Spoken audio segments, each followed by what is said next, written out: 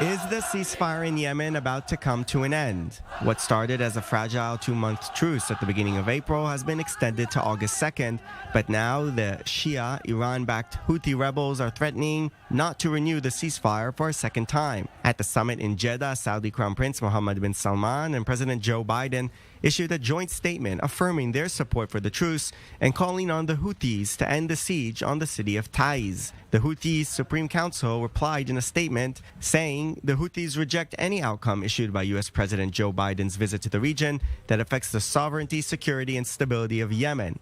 The Supreme Council deplores the talk about understandings for extending the truce, which the side of the aggressions did not abide by. The implementation of its terms represented a shocking and disappointing experience that cannot be repeated in the future. Meanwhile, despite the current ceasefire, the humanitarian situation has not improved and may even have gotten worse.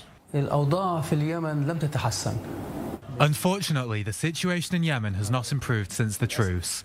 We all expected and hoped the situation would improve. However, my visit to Yemen and my observation of the catastrophic humanitarian situation, or worse than catastrophic, shows that this story hasn't ended. Yemen is suffering for the same reason as other countries in the region.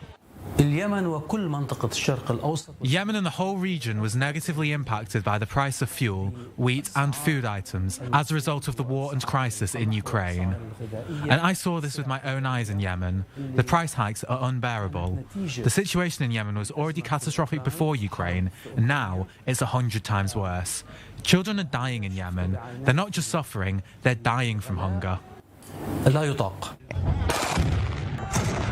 And if fighting were to break out again, the situation could get even worse.